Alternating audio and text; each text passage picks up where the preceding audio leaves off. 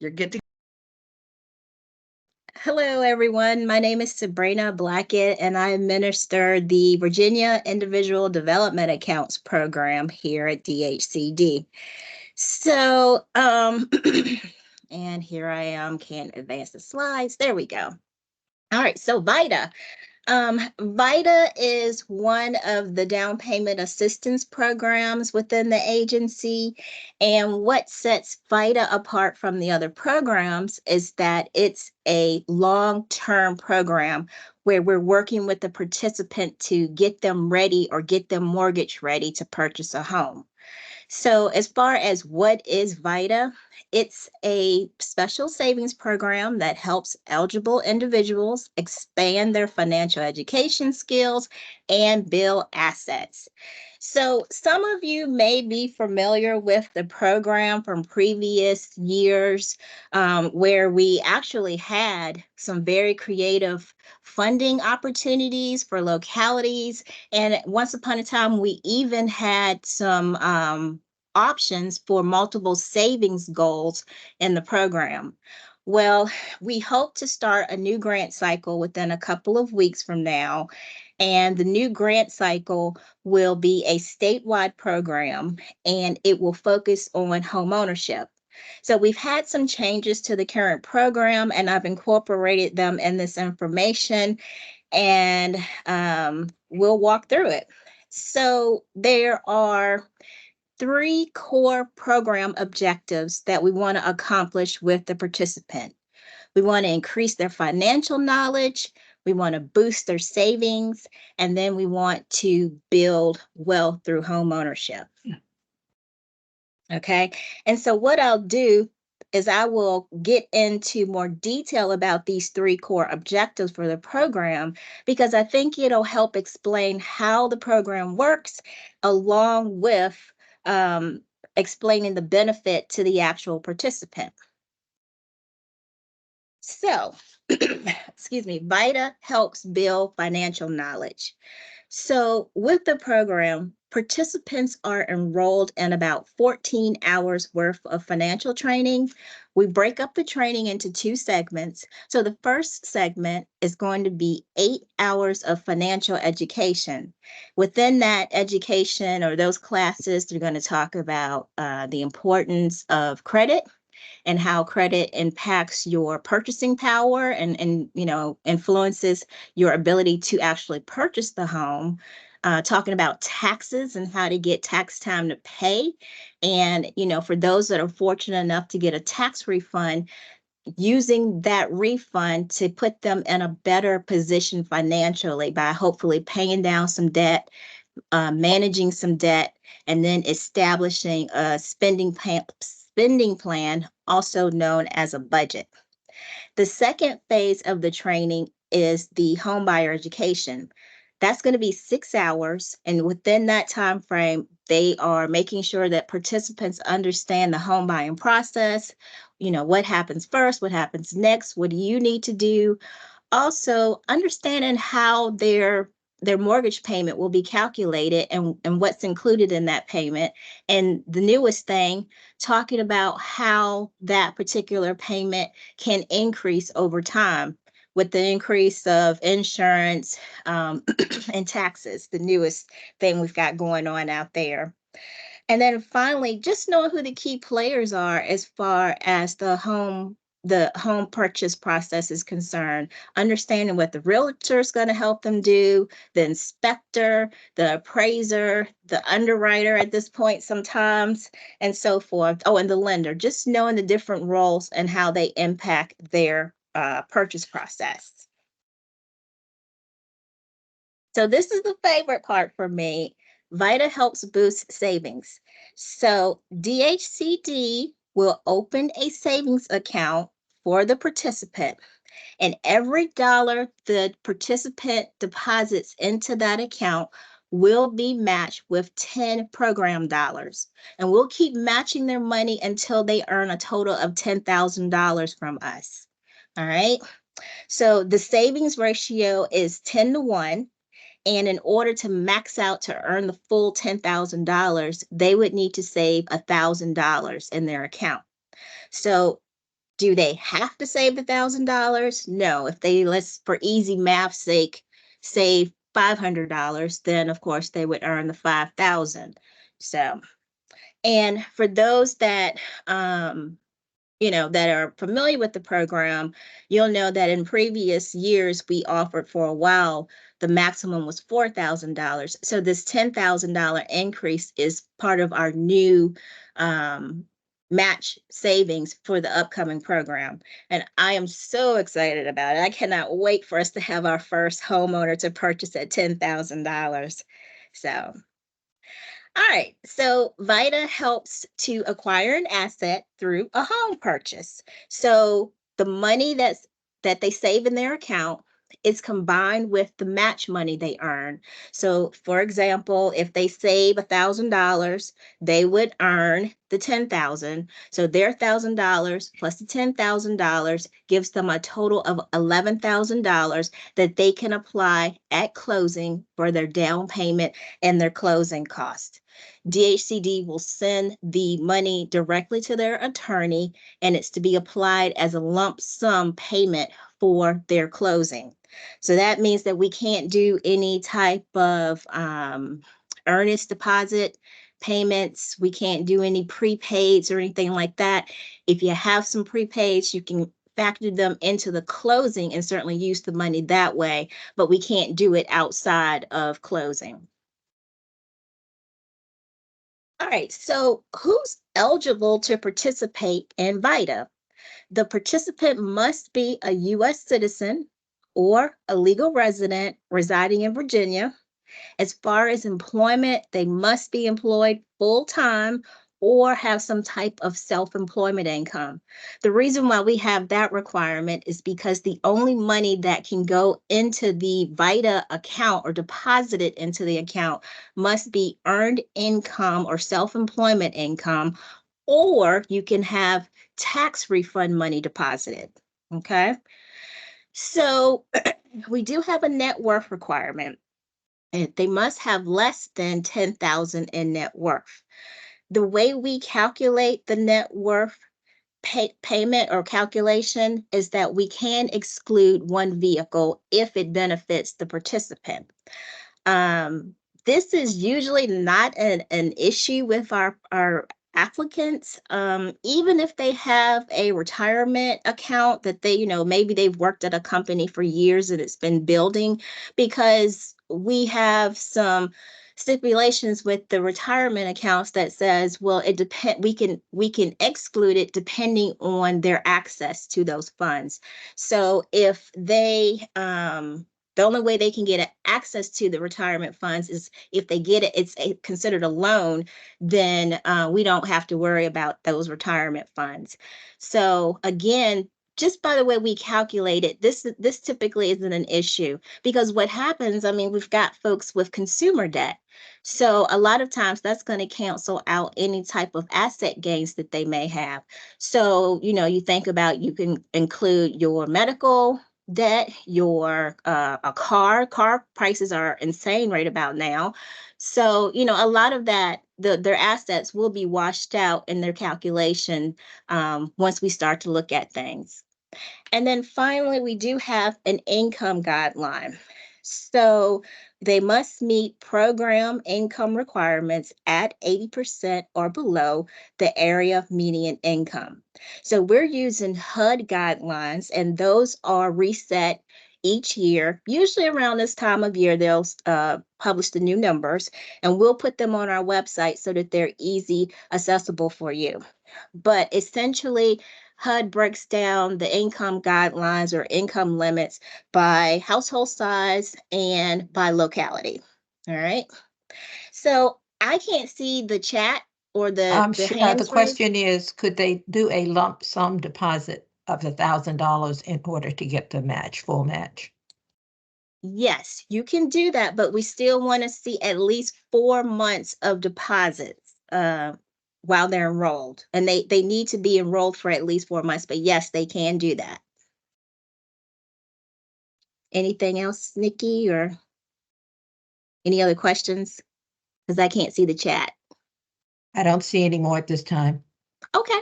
All right, we're going to keep it going. So, who are the key players and how does VIDA work?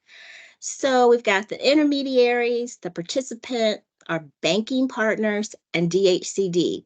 So, I'll talk about each entity's role in just a moment, but as far as what we mean by intermediary, that's going to be your community development nonprofit organizations, essentially you guys. You've got a history working in your communities, you're doing similar activities that are parallel to VIDA's services. So that means you're in the communities providing financial counseling services, financial education, other down payment assistance programs. Um, the homebuyer clubs, etc., the training, etc. So you are already out there doing the work, and VIDA, it would be an add-on to your services for what you're already doing. All right. So right now across the state, we have about 13 intermediary locations. So, talking about each entity's roles as far as what the intermediary's role is, they're responsible for marketing and recruiting applicants in the program. And again, we're working with or partnering with organizations that have a history in the community. So, a lot of times, as far as marketing and recruitment, it's just a matter of tapping into their existing client base. As far as other duties, the intermediary will review candidate applications and determine program eligibility. So what a lot of them do is they'll hold orientation sessions. And I see your question, Nikki, just a moment. They'll hold orientation sessions where they'll get everyone in the room together. They'll talk about the program, they'll talk about the benefits and how they can use the program and distribute the applications. And then from there, they'll schedule one-on-one meetings. And that kind of cuts down on, just continuous questions and inquiries about the program. They'll set those orientation sessions, get the information out, and then they'll work from there. So, Nikki, there was a question? Well, I thought maybe they'd want to know if they're not, how do we get, who are the intermediaries? And if you are not one, how would you become one? And Because a lot of these. Yep, I'll talk about that at the end, about the application process. I'm sorry. Okay, No thank problem. The good questions, no problem. All right, so then other duties of the intermediary, they're helping take a look at the participant's budget, credit, savings goals, etc., and making the call on whether VIDA's the best program for them at the moment. They'll also, like I mentioned, do the 101 housing counseling sessions with the participant, and then provide the training that I mentioned, and then finally help them with the withdrawal process. Okay, so what about the participants' role? I mean, yes, we want them to get in this program, we want them to save their money and purchase their home, but there's some key activities that they'll need to accomplish in that process.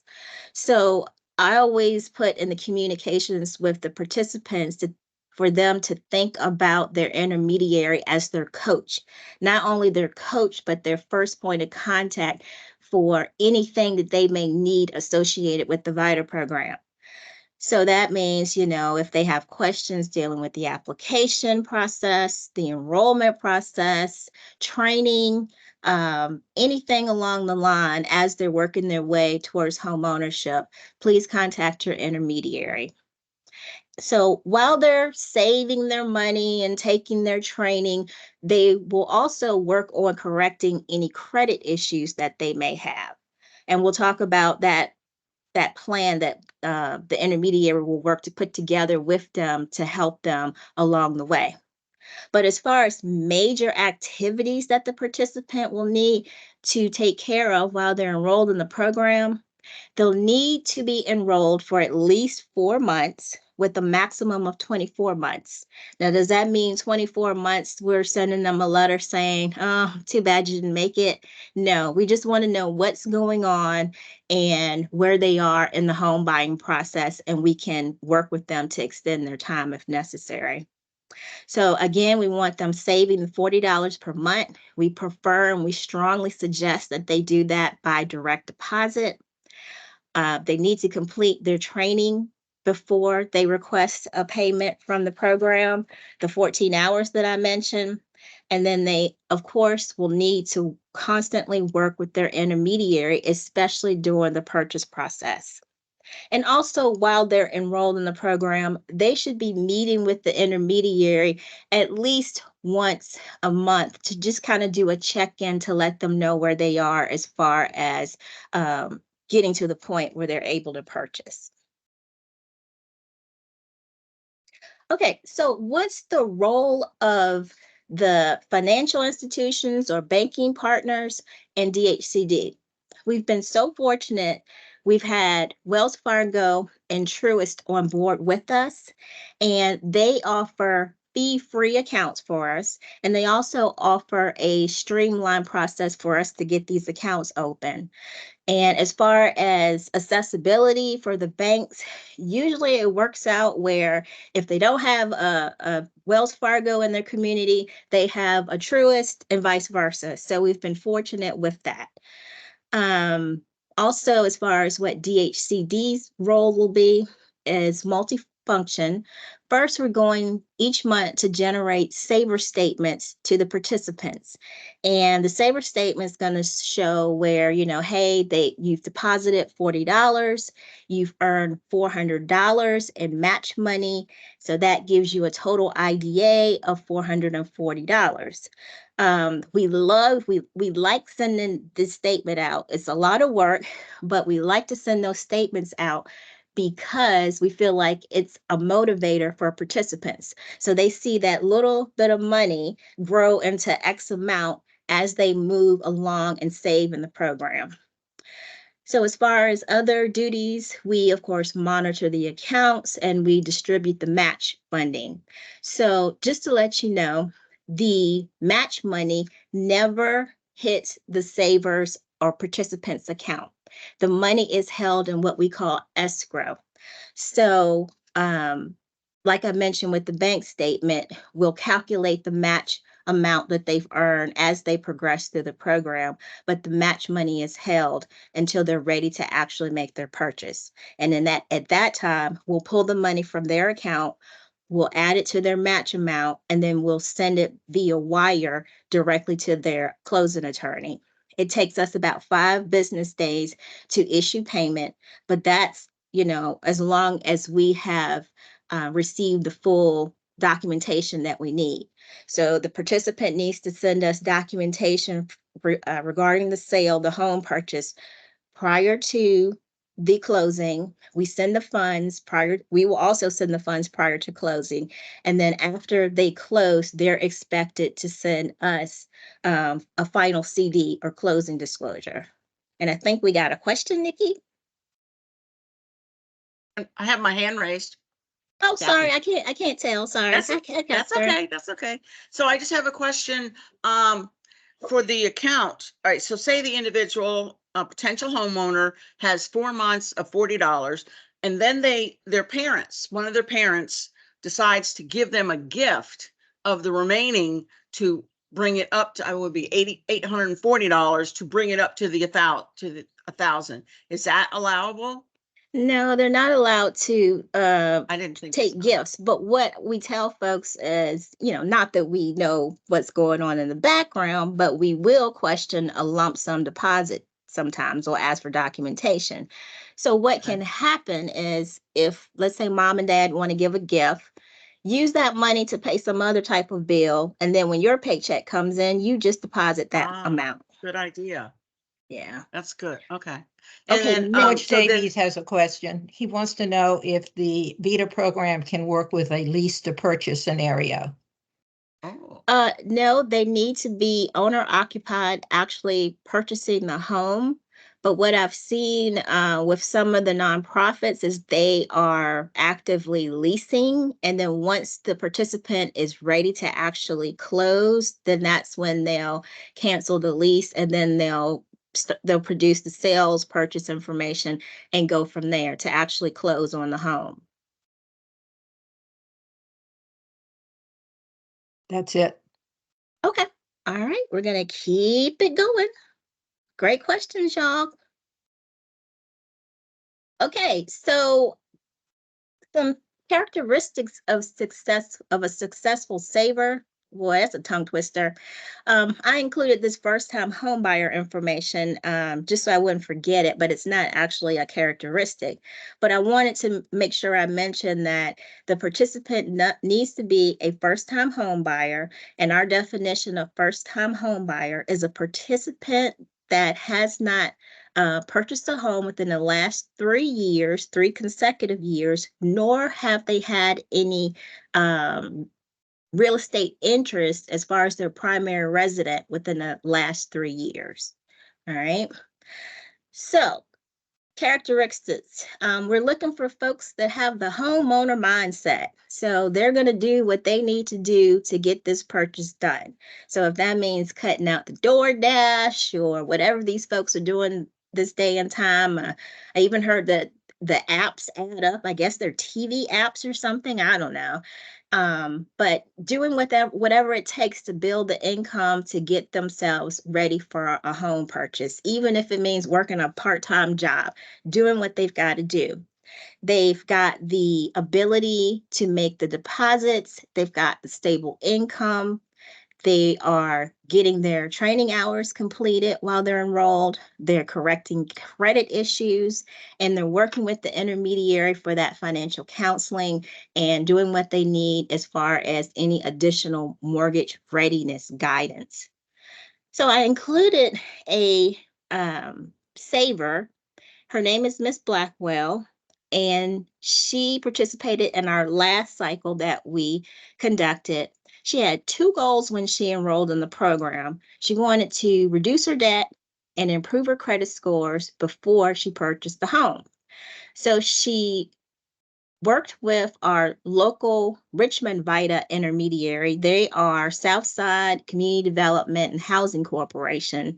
They worked with Ms. Blackwell to do just that, get that debt down, improve her scores so that she was in a better position to purchase a home. She was enrolled in VIDA. And like I mentioned, the previous match amount went up to $400. So she needed to save the $500 to earn that. So as far as her VIDA down payment money, she received a total of $4,500. So fortunately, she was able to work with Southside. They have a home development program, and she purchased one of their homes because, it was within her budget and it met her needs. I had the opportunity to meet Ms. Blackwell at a event showcasing her success and Southside success. And I'll say that she was one happy camper, and we're proud of her. Okay. So go over some quick stats. I'll start off before I get into these and say that if market rate folks are having a difficult time, then you certainly know that it's a challenge for our clients that we're working with. With that said, we did have 78 participants purchase a home. Our overall graduation rate was about 48%. Keep in mind that the grant cycle before this, we had a graduation rate of 97%. Yeah, so that just shows the impact of this market on this program. And of course, like I said, our clients' ability to purchase a home.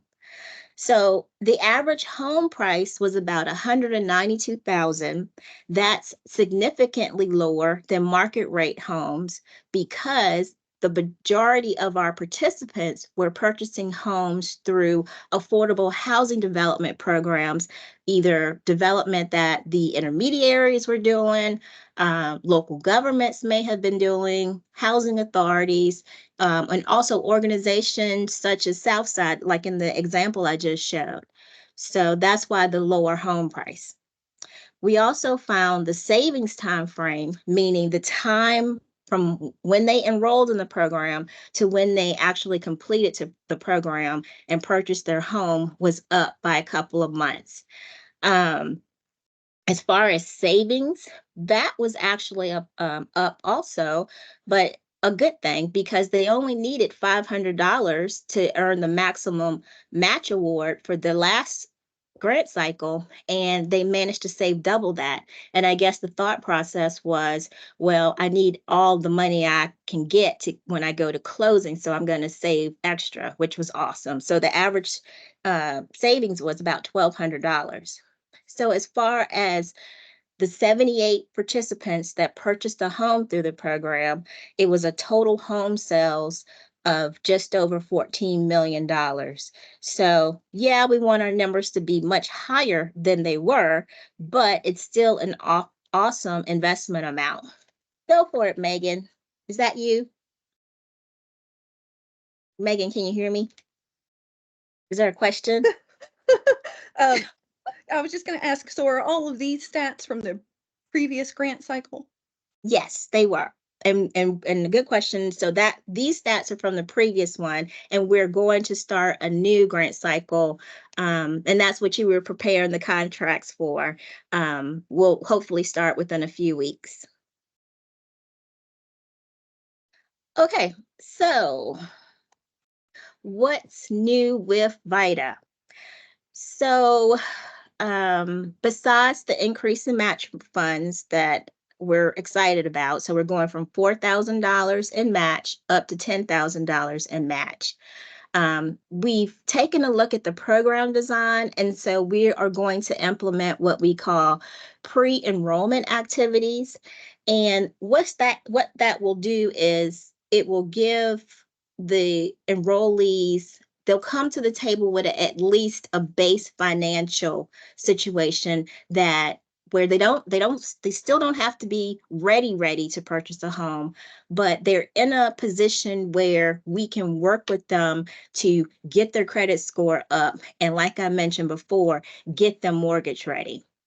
So we're looking at a minimum credit score of 580 or higher. Yes, that is below what most lenders want to see, but again, we've got time to get folks in the program and work with them, considering other measures are okay, and get their credit score up. We're requesting them to have at least one housing counseling session prior to enrollment.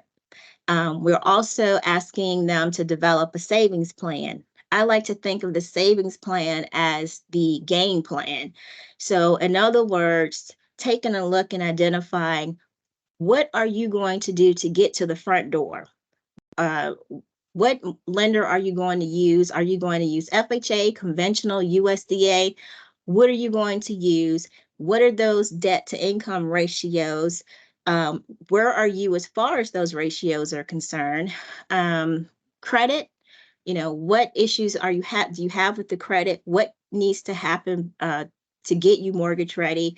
And just kind of running through everything that factors in for their ability to make a home purchase, identified within that savings plan. We're also increasing the application deposit to $100 to open the account. That $100 will be applied in their account and count towards their savings total. I think I mentioned already requesting them to save $40 a month, and to also, I mentioned again here, the 4-month enrollment time frame. So a minimum of 4 months, a maximum of 24 months. The slots, meaning the open saver slots, they are on a first eligible, first served basis. Right now, we're looking at about 120 saver slots that'll be available for this upcoming round. Also, we're increasing the intermediary administrative reimbursement. That will be $1,000 per homeownership graduate. So other information that I wanted to add. So you can get connected 2 different ways with VIDA. Let's say you've got a client and you think that they would benefit from the program. What you can do is on our website, and I think Yeah, okay, there's the website under my name. You can go to the VIDA page and there's a list there of intermediaries. You can have them contact the closest organization and get on their wait list so that once we start the program, they'll be notified. The other way is if you're an organization and you are interested in applying to VIDA, we've extended the application deadline, and you can either, well, I don't know if it's on our website, but you can email me and request an application and I can send that to you. So the new application close date will be May 3rd. All right. And Sherry, can you think of anything else I missed? I think this was awesome. No. Right. Any other questions? Great job, really, great job. Hey, Arlene, I see you. And now let me So say, for- hey, Arlene, too. I've wanted to talk, say hello past few days. Exactly. And I see Gwen is here, and I think Lori is I've got a here with question. Blue Ridge. I just wanted to let you guys know. I've got a question. Okay, I just wanted to let the existing intermediaries know that the application, the contracts are in the works. So they're coming, okay? They're coming. And someone had a question? Also, will the website be updated? I did.